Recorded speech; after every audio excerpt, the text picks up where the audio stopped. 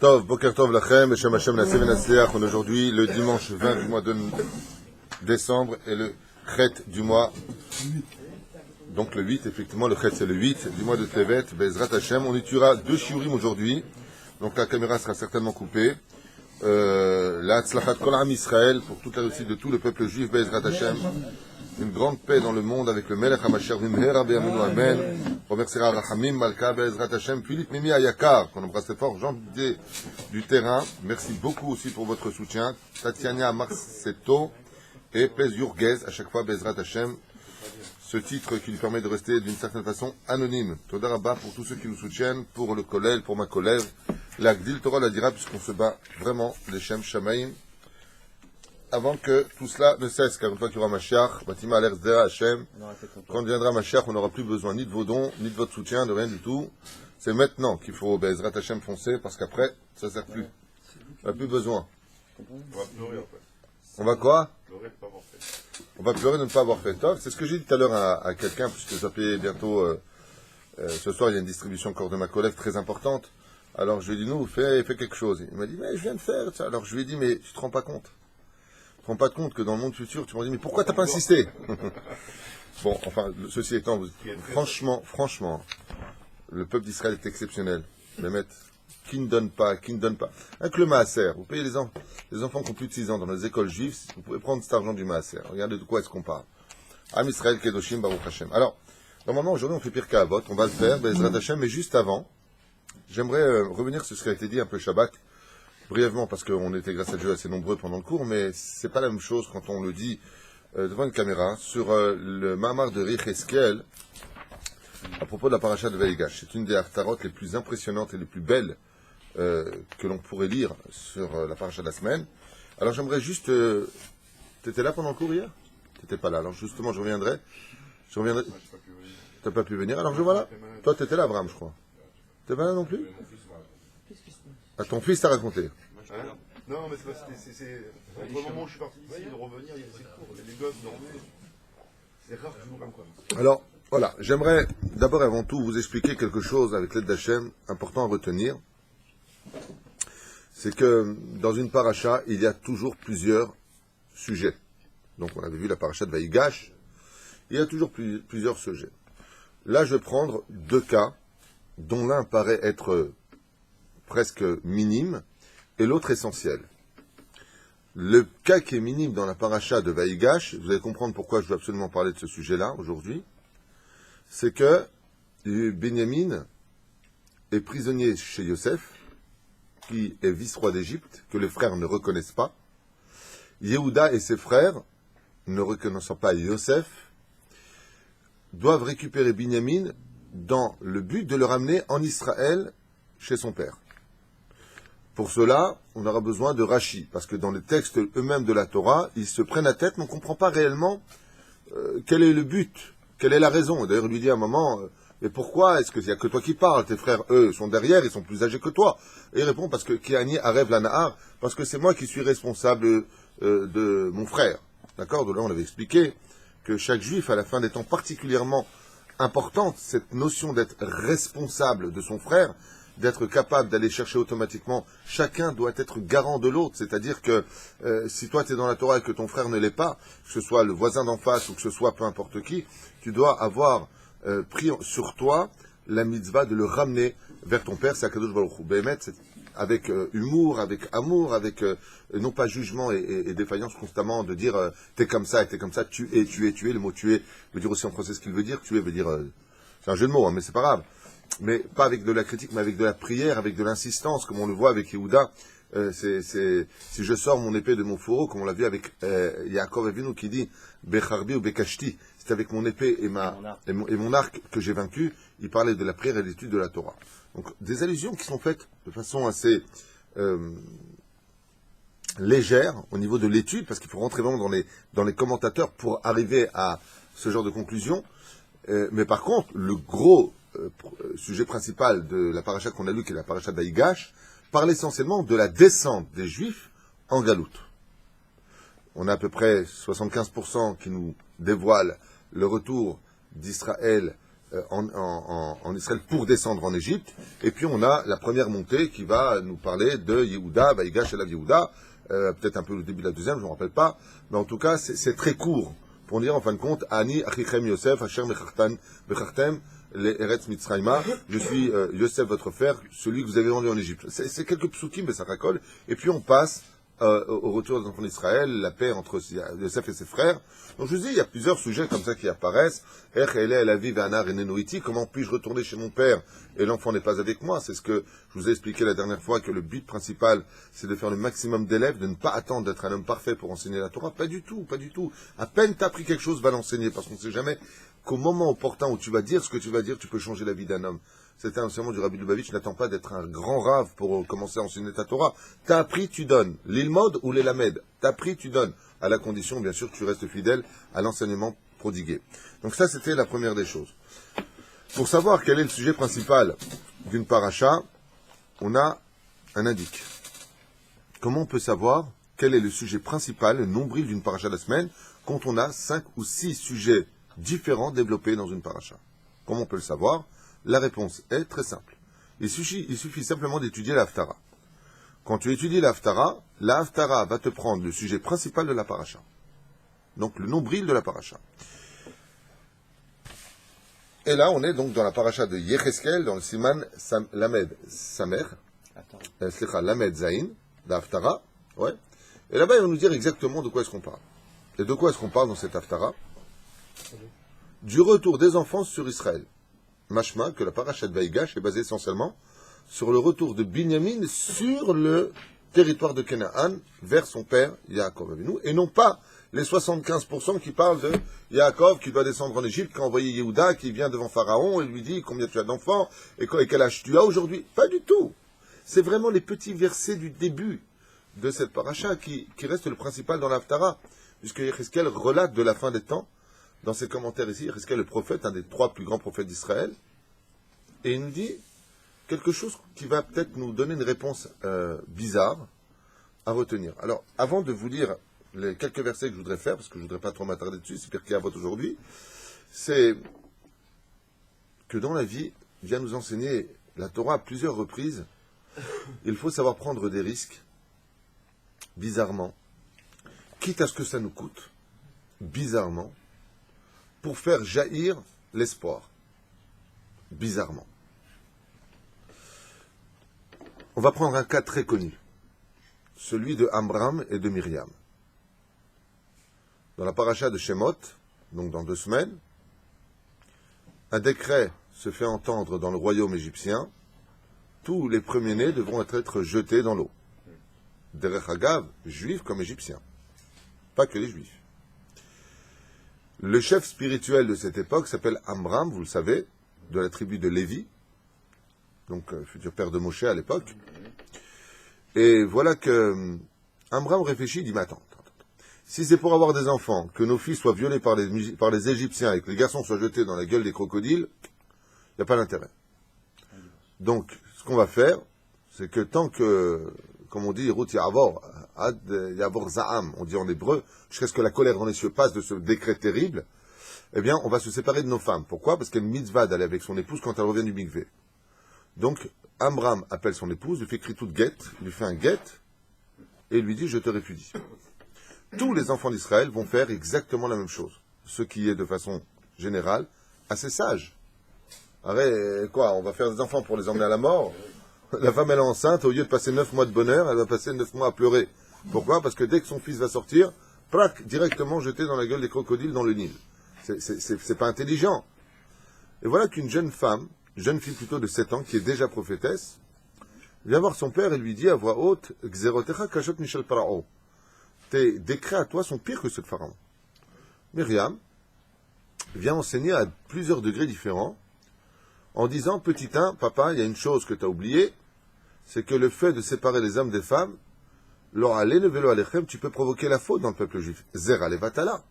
Comme a dit Rabbi Chia, matzilanu minachet, megadelet benenu le Talmud Torah. Au moins, elle te sauve de la faute. Là, s'ils se séparent, ils n'ont plus le droit de toucher ces femmes, qu'elles ne sont nida pour toujours. Et les hommes vont se retrouver dans une situation où, malheureusement, vous savez que l'Oranel Velolechem, Un homme qui ne fait jamais, il peut devenir à la fin impuissant. Donc Myriam met en garde au niveau médical, au niveau, ça veut dire, tout ce que je dis, c'est Alpi Alacha. Un homme, il est avec sa femme, qui est Moshe Israël, pas, il dit, oulala, moi, ça fait longtemps que je suis pas marié, je n'ai pas été avec une femme, je suis avec une femme, on sait jamais, voir si ça marche. Chaz ve shalom, c'est pas de ça que je parle. Marie-toi, tripe quelqu'un, tu fais comme les Tunisiens. Vous êtes marié, t'habites où, aujourd'hui, il n'y a plus de garantie. Pas peine de chercher pendant des heures, tu fais ton enquête de ce que tu as à faire, puis tu te maries. Si tu as de la chance, tant mieux. Si tu n'as pas de chance, tant mieux aussi. Au moins, tu n'iras pas au Guénam. La reine. Bamikre Azé, hein, le mec qui dit, après sa mort, Dieu lui dit, t'as fauté, j'ai été marié. Ah, pardon. L'autre varim shootim. La reine Bisiata d'Ishmaya, les pauvres nos femmes. La reine Bisiata d'Ishmaya, il y a cette Nekuda que Myriam rapporte sur la table en disant, mais au moins, les hommes peuvent avoir leur relation, ils peuvent avoir au moins un peu d'amour avec leurs époux. Deuxièmement, qui t'a dit que ce seront des garçons qui naîtront et pas des filles? Et troisièmement, qu'est-ce que tu rentres dans les décrets divins? Xerotera, Kachat, Michel Parot. Pourquoi? Parce que la Gemara dans Sanhedrin nous apprend une grande marloquette, à savoir à partir de quand un enfant est héritier du monde futur. Et il y a une déa qui dit, à partir du moment où l'enfant vient au monde, ouais, et qu'il a fait son premier souffle sur terre, même si après il meurt, ce souffle-là, eh bien, il a une part au monde futur, là, qui dit à partir du moment où on dit Amen, sujet qu'on avait déjà développé. Très bien. Il y a un autre degré qui, par contre, lui, rejoint tout à fait la Haftara.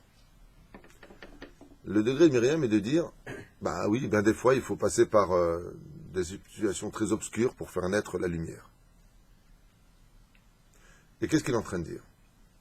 Myriam est en train de dire à son père, si aujourd'hui tu empêches la naissance des enfants, tu empêches aussi la venue du Melech HaMashiach. Encore récemment, une femme m'a posé la question en me disant, voilà, je suis enceinte de mon 5e ou 6e enfant, et là, je peux plus, j'ai peut-être pas assez d'amour même pour lui à lui donner, je ne peux plus. Je lui dis, pourquoi vous m'appelez dans ce cas-là? Si vous voulez pas de cet enfant, faites ce que vous avez à faire. Vous savez très bien qu'en appelant un rabbin, il est évident qu'il vous dirait que c'est assourd. Azma, trotza. Et elle m'a dit, peut-être si vous me donnez un bon argument, j'aurai la force. Je lui dis, est-ce que vous pouvez me jurer sur la Torah que cet enfant, c'est pas le Mashiach? Elle m'a dit, ok, c'est bon, je le garde. Manque de peau pour elle, elle est partie une semaine plus tard, c'était une fausse couche. D'avar, c'est ce que dit Myriam. Elle dit, mais attends, Slicha, t'es en train de dire à tous les hommes de ne pas aller avec leurs femmes. Mais qui t'a dit que là, c'est pas le Mashiach qui arrive? T'es dans les contes divins. Alors, le Mashiach sera celui dont on s'attendra le moins. Peut-être c'est toi et ta femme, peut-être c'est toi et ta femme, peut-être c'est toi et ta femme, peut-être c'est moi et... Non.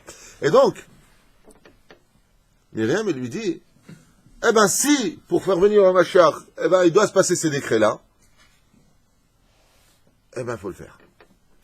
Bizarrement, Amram, l'orthodoxe, lui dit, Bemet Hatzodeket. En cessant la fécondation, on cesse en même temps la venue du Mashiach. Où est-ce que c'est marqué? Sechet Nida, Bedav Gimel, si je me rappelle bien, j'ai pas tout de tête, où il y a marqué là-bas, si je me rappelle bien, En ben David ba, Shekelu kol haneshamot. Le Mashiach ne viendra que quand toutes les âmes seront descendues sur terre. Donc une femme, vous l'avez bien compris, qui refuse par égoïsme, ou parce qu'elle croit que c'est les finances qui donnent la possibilité d'avoir des enfants ou pas, ouais, ben alors elle est boule, parce que si à 50 ans ou 55 ans de gagne l'auto, elle dit, oh punaise si j'avais su. Mais non, rentre pas dans les comptes divins, chaque enfant vient avec son mazal, et Bezrat Hashem, Hashem Yazor. La reine, quand une femme refuse d'apporter des enfants au monde en disant j'ai 3 gosses, ça me suffit, je fais la mitzvah, Nigmar Sipour, eh bien, vous avez bien compris que cette femme recule la Géoula. Plus on fera descendre de l'échamote dans ce monde, et même, je sais pas, j'ai jamais eu cette source, peut-être que vous allez m'aider, chers amis, je sais pas.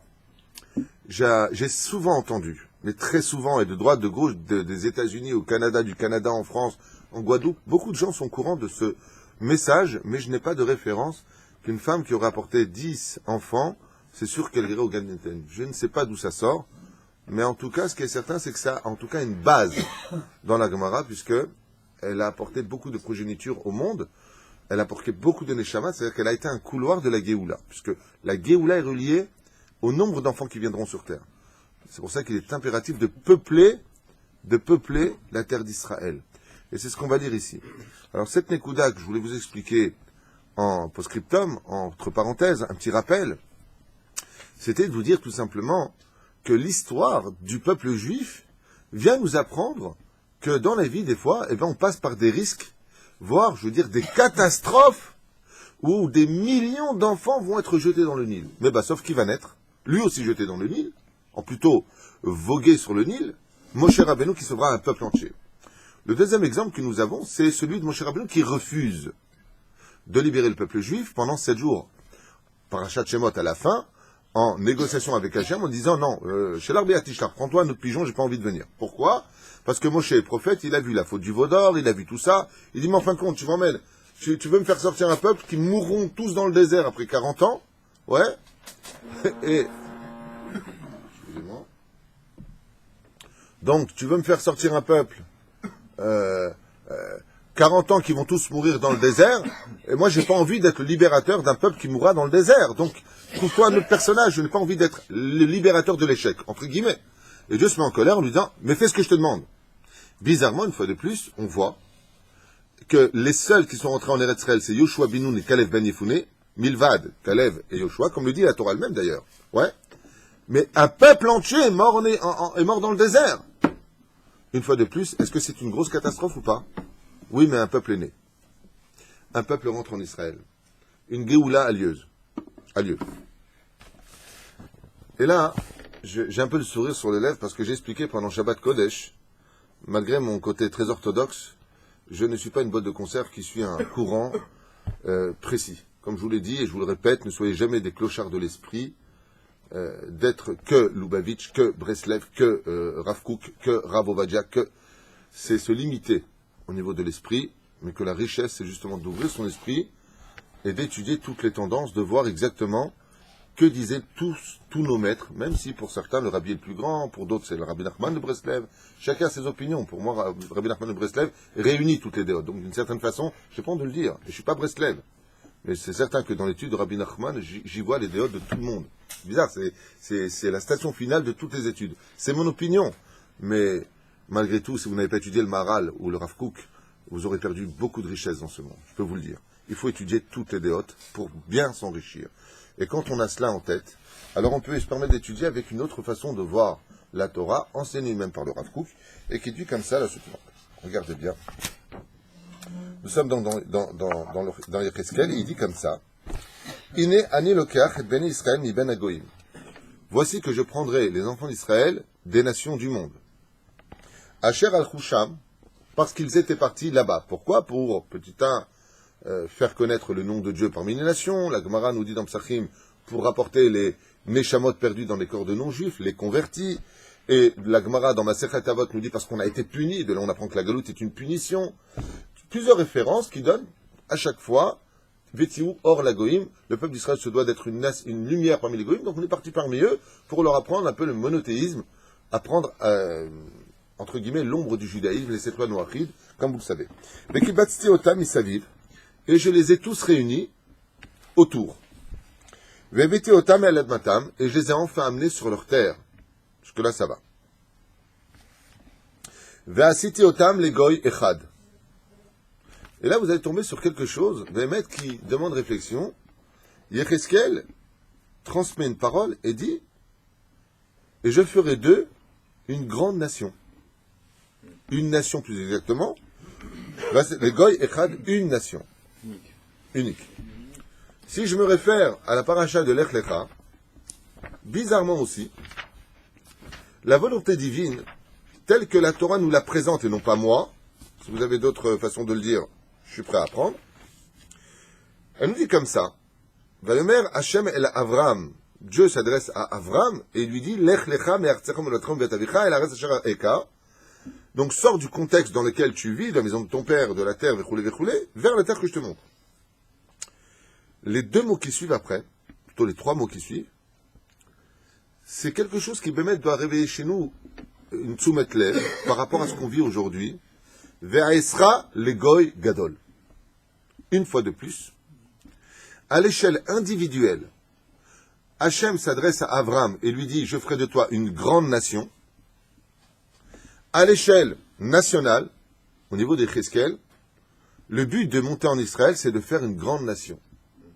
Et j'ai trouvé quelque chose d'extraordinaire dans ce langage, c'est que le monde orthodoxe, le monde de la pratique, celui qui représente un peu Amram, a très peur de ce que la Torah, pendant 3 livres, va nous mettre en garde, le livre de Shemot, le livre de Vaïkra, le livre de Bamidbar, on peut rajouter le livre de Devarim. Pen Tishkach, n'oublie pas la Torah que je t'ai donnée, n'oublie pas la Torah que je t'ai donnée. Mais au niveau de la position, quelle est la première chose que veut Dieu? D'abord un peuple, et ensuite que ce peuple devienne Kadosh. Non, laissez-moi finir, vous allez voir la suite. On n'a pas besoin de moi et on n'a pas besoin de vous pour la suite. Ici, il le dit. Vous voulez entendre la suite? Écoutez bien comme c'est beau. On peut penser que Goy Echad, c'est par rapport à soi-même, c'est-à-dire qu'on soit unis, et Goy Kadosh, c'est par rapport aux autres nations. Non, on dit Am Echad aussi. On a aussi les deux. Non, non, pas du tout. Regardez la suite. Sur un plateau en or, il nous sert Yecheskel. Alava Shalom. Il dit, Vasita otam le Goy Echad ba'aretz varei Israël, ou melech echad yeh lechudchem le melech velo, iyu od lishne goyim. Alors, hier j'ai expliqué qu'il n'y aura plus de peuple. Avant de déplaire à certaines personnes qui ne sont au courant de rien de ce qui se passe dans ce pays, moi qui y vis depuis 30 ans, il y a d'une certaine façon un peuple, mais malheureusement, à cause de peut-être nos halachot, les halachot des Ashkenazim, que Dieu les bénisse, nos frères Ashkenaz vont selon le Rama. Par exemple, si on devait se fier au Lubavitch, ils vont selon le Admour Azaken, qui a son Shulchan Aruch juste ici d'ailleurs, dans notre Beth Midrash. Et nous, les Sfaradim, nous avons Rabbi Yosef Karo. Donc, il y a deux façons d'accomplir la halakha, comme on le voit pour les lois de Pessah. Pour ceux qui veulent apprendre, il y a toujours des imbéciles de l'autre côté de l'écran. Qu'est-ce qui parle des Ashkenazim? Il y a quelqu'un qui m'a écrit, un homme sans cerveau apparemment, en me disant que tu veux parler des Ashkenazim. Mais de quoi tu parles? Quel rapport? Je suis pas en train de dire du mal des Ashkenazim, des Sfaradim. Je suis en train de t'expliquer ce qui se passe. D'accord? C'est un sujet qu'on peut élaborer en long et en large. Si tu vivais en Israël, tu comprendrais de quoi on parle. Là où tu vis, apparemment, tu comprends pas grand-chose. Mais en Eretz Israël, il y a un problème entre le monde Sfarad et Ashkenaz. C'est quelque chose que tout le monde connaît. Mon propre beau-frère a essayé d'entrer sa fille dans une école Ashkenaz à... comment ça s'appelle? Beth Yaakov. Ils lui ont dit non. Non. Non. Tout simplement non. Alors qu'il y avait de la place. Et par contre, son voisin juste à côté, il a fait rentrer sa fille. Il s'appelle Vasistas, je sais pas comment il s'appelle. Problème qu'on connaît tous ici. Ils sont partis à Bagat. Je dis des bêtises? C'est Méodiadoua en Eretz Israël. Il y a un gros problème dans ce domaine. Il y a eu même le Rosh Mimshela qui s'est mêlé de ça. Il y a eu Bagat qui s'est mêlé de ça. Le Rav Ovadia Yosef s'est mêlé de ça. Il y a eu un gros problème dans ce domaine. Et là, il y a marqué, veillez les Goy Echad. Vous ne serez plus deux nations, mais une nation. Pérouche Adavar, on peut comprendre que Bémet, il y aura une totale harmonie entre le monde Sfarad et Ashkenaz, petit 1, mais en réalité, j'ai un problème avec ça. Pourquoi? Parce que la suite du verset de Yecheskel nous parle vraiment de deux peuples. Et là, on dit, Baruch Hashem, il n'y aura plus de deux peuples, il n'y aura qu'un seul peuple. D'où est-ce qu'on sait qu'on ne parle pas réellement de Ashkenaz Sfarad? De la suite du verset qui nous dit, il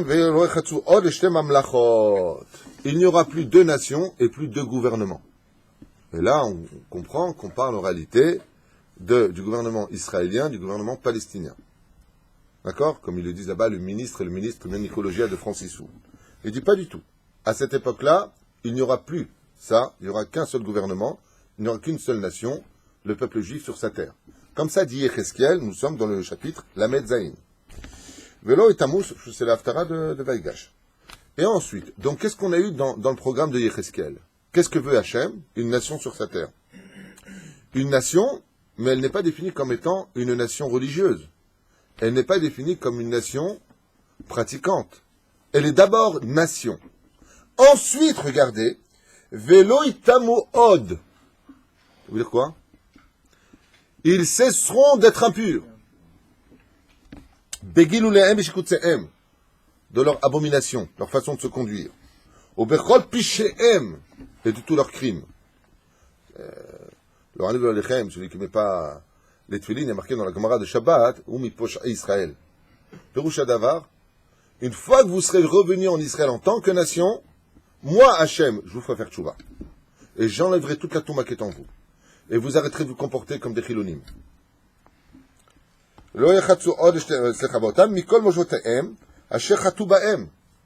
Et toutes les fautes que vous avez commises cesseront. Et je les purifierai. Et vous serez enfin pour moi un peuple. Vanier lahem l'Elohim. Et je serai enfin pour vous un Dieu.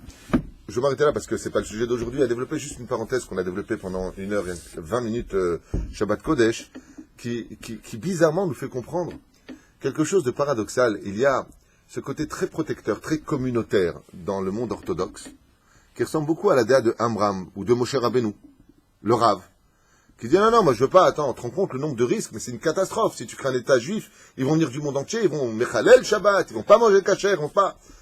Et bizarrement dans Yecheskel, on voit que l'Ech Lecha, Dieu te dit Ve'escha legoy gadol. J'ai besoin d'abord qu'il soit une grande nation, et ensuite tu auras 4 livres qui vont te suivre cette idéologie, puisqu'on est encore dans le livre de Bereshit, qui vont te dire, mais tant que tu es une grande nation, faut que tu te comportes bien.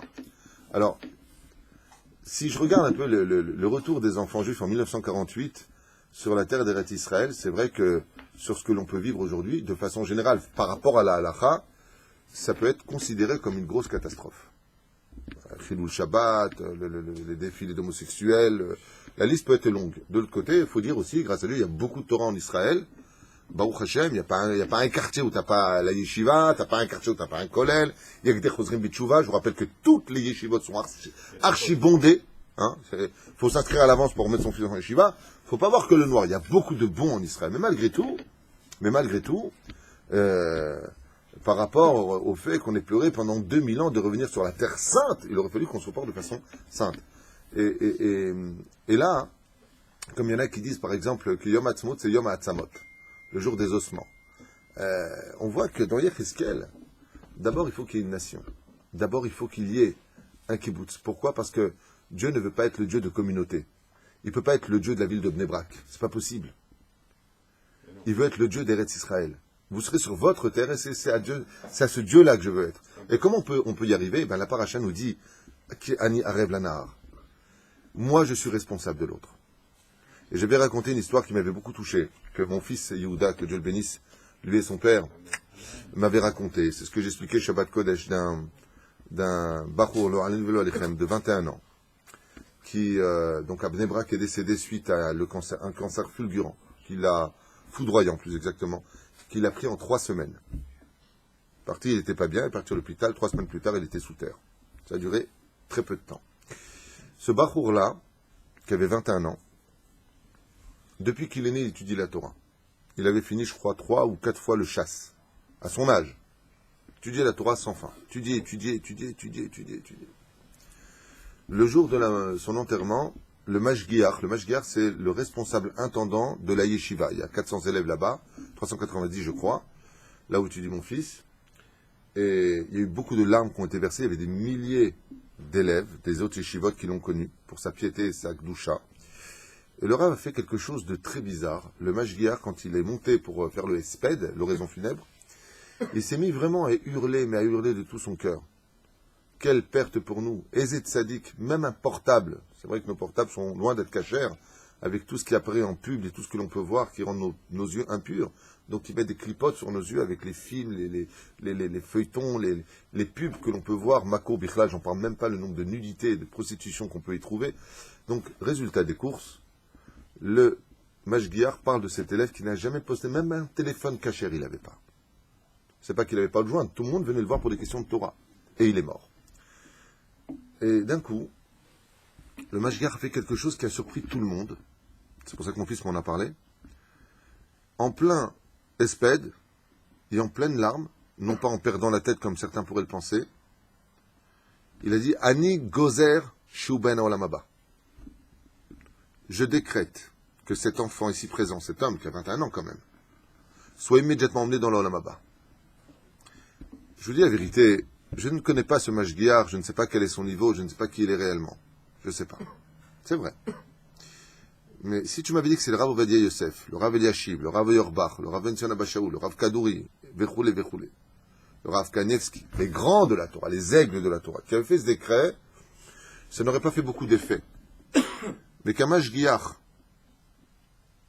puisse décréter et dire « je décrète », c'est-à-dire que je donne un ordre dans les cieux, que celui-là passe directement au monde futur. Je veux même pas qu'il... Rien, direct. C'est d'avoir caché mes routes. J'ai dit à mon fils, tu sais qu'il a pris des risques énormes, parce que si tu es capable de décréter pour le Bédine d'en haut, tout de suite on ouvre ton casier judiciaire. Et mon fils me dit, non, Abba, le Mashgiach qu'on a à la Yeshiva, c'est un homme qui est très très très malade, et qui a fait des milliers de chosrim bitshuva. C'est un homme qui passe son temps à nourrir les pauvres, il boite, il est très malade, il a le sucre mondial, la maladie du sucre. Le diabète, et il donne tout pour les autres. C'est lui qui marie les gens, il fait les contrats de mariage, il ne demande pas d'argent. Tout. Je dis alors, il dit non, parce que quand il a dit, je décrète qu'il a mon futur, il a fait un geste de sa main en disant, Vema avira lavet kol sruyotai. Je lui envoie tous mes anges blancs. Allez l'accompagner et je vous ordonne de le rentrer dans mon futur. Il lui a donné toutes ses mitzvot. Et il lui a dit, Arsham avir lecha akol, tzaddik, et il pleurait. Amarti lo Arsham ani, Omer lecha bemet ou ba'olam haba. Ça s'appelle Yot Arev Lanahar. Arev Lanahar veut dire, moi, je suis responsable des autres. Le mot Arev en hébreu veut dire deux choses. Arev veut dire garant, mais Arev veut dire aussi doux au palais, bon et agréable, ce que je vous expliquais Shabbat. Par exemple, si on vous a servi un bon plat, on dit Arev li, aya, Erev, Arev. Cette soirée était douce, était agréable. Donc, agréable, ça vient du mot aussi Arev. Le Seder Ani Arev Lanahar vient nous enseigner que quand on est capable de cesser de critiquer notre peuple et d'être toujours celui qui lui trouve du kafsrout, Dieu fait en sorte que ta vie soit un rêve. Et c'est pour cela que Yehuda prévient le peuple juif. Quelle garantie avait-il donné pour ramener Benyamin chez son père en Israël? Non. Bravo. De perdre ce monde et son monde futur. De là, vous avez compris que celui qui baisera Hashem est un rêve pour le deuxième, gagne son monde futur. Et c'est extraordinaire de voir ce qu'on vient d'étudier ensemble très brièvement, que Akadosh Baruch Hu Rabotai, écoutez bien, c'est pas un Kippas Ruga qui vous parle, mais on voit Mamash dans les textes de la Torah, clair, noir sur blanc, que Dieu d'abord il veut une nation, et qu'ensuite dans les textes de Yecheskel il viendra rendre cette nation Kadosh. Il faut que le peuple juif soit Shomer Mitzvot, Shomer Shabbat, c'est évident, mais d'abord une nation. Première mitzvah donnée au premier juif, bizarrement, c'est quoi? Vient sur la terre d'Israël pour concrétiser la nation juive. Ouais, mais Israël c'est une catastrophe, là-bas il y a plein de Mechalel et Shabbat. Qu'est-ce que tu fais de ça? Qu'est-ce que tu fais de ce qui est marqué? Explique-moi comment tu lis la Torah. D'abord une nation. Alors c'est vrai qu'une fois que tu es dans la nation, tu peux créer ton patelin. Il y a Sharim, Arnov, Nebrak, un endroit qui est coulo Torah, te protéger, comme on le voit avec Yaakov qui prendra la terre de Goshen. Ouais, mais de l'autre côté, tu formes la nation juive. Alors une fois que tu es dans ton monde fermé pour vivre ta Torah, parce que tu as peur de l'extérieur, et tu as certainement raison, comme le disait le Rabbi Lubavitch, pas n'importe qui je peux l'envoyer en Chine, pas n'importe qui je peux l'envoyer à Bangkok. Non. Il choisissait parfaitement les gens qui étaient capables de résister. Il savait qui. Mais ça formait une nation. Cette nation, Bezrat Hashem, qui est capable de s'installer là où il y a de la nudité, pour justement revêtir cette nudité, faire grandir le nom de Dieu là où il y a de l'obscurité, eux aussi ont un mérite extraordinaire. Alors comment on peut, pour finaliser tout cela, comment on peut créer réellement ce peuple? La réponse est très simple. Que ceux qui se sont protégés dans une Torah parfaite, vécue dans leur ville, deviennent les garants de ceux qui sont encore dénudés de toute mitzvot. Zeperouch Adavar. Qui ani Arev Lanahar. Moi, je suis le garant de l'autre. Donne de tes mitzvot à celui qui n'est pas encore Shomer Shabbat. Parce que tous les jours, il y a plein de Chosrim Bitshuva. Encore cette semaine, on a rencontré quelqu'un qui est devenu Shomer Shabbat, même une Shomeret Shabbat, qui n'était pas du tout religieuse, qui a de grands moyens, qui n'a pas besoin d'être religieuse. Et récemment, on a appris qu'elle était devenue Shomeret Shabbat. Alors, qu'est-ce que tu aurais fait entre la semaine d'avant et aujourd'hui? La semaine d'avant, c'était une parfaite Riloni qui roulait en voiture pendant Shabbat Kodesh. Et aujourd'hui, cette personne est Shomeret Shabbat. Elle a eu un déclic. Elle n'a pas eu autre chose qu'un déclic. Elle s'est réveillée un matin, elle a dit Zéo. Aujourd'hui, je suis Shomeret Shabbat. Ce n'est pas de notre contrôle. Mais qu'est-ce qu'on a fait des semaines précédentes? Est-ce qu'on l'a critiqué ou est-ce qu'on a été capable d'être le garant pour elle? Est-ce qu'on a été capable de partager nos mitzvot avec elle? Et comment on fait ça? En priant pour le peuple. Donc Fitoussi nous dit comment on fait ça? En priant pour le peuple. Et si on n'est pas au moins capable de prier pour lui, qu'on ait au moins la sagesse de se taire et de ne pas l'accuser, ce peuple. C'est ça être à rêve. Combien on se doit de danser tous les jours d'être une nation? Rabotai, vous étiez des communautés françaises juives en France, donc des juifs dans des communautés françaises plus exactement, et aujourd'hui en étant en Eretz Israël, vous venez vous coaguler, vous coller, plutôt construire la nation juive, qui est la demande d'Akadosh Baruch Hu. Yecheskel, il dit Goy Echad. D'abord, venez en tant que nation. Et après, je vous. Vetiarti etrem, c'était Tatouma, Vegilulehem, Veshikutsehem, Vepishehem. Tous les niveaux sont là. Ça ressemble exactement à l'histoire. C'est vrai que Myriam, dans son décret, elle a fait jeter des milliers d'enfants, voire des millions d'enfants dans la gueule des crocodiles dans le Nil. C'est vrai que Moshe Rabbeinu, il a emmené un peuple entier sorti d'Égypte mourir dans un désert, mais en fin de compte, le peuple en est ressorti vivant. Leurs enfants sont entrés en Eretz Israël, ont concrétisé la nation juive. Et on verra que pendant toutes ces époques, une fois que nous sommes devenus une nation, tous les challenges, dans les livres de Shoftim par exemple, même de Shmuel Aleph et Bet, on voit un peuple très rebelle. Quand on lit le Tanakh, on a l'impression qu'on est des catastrophes tout le temps. On est rebelle.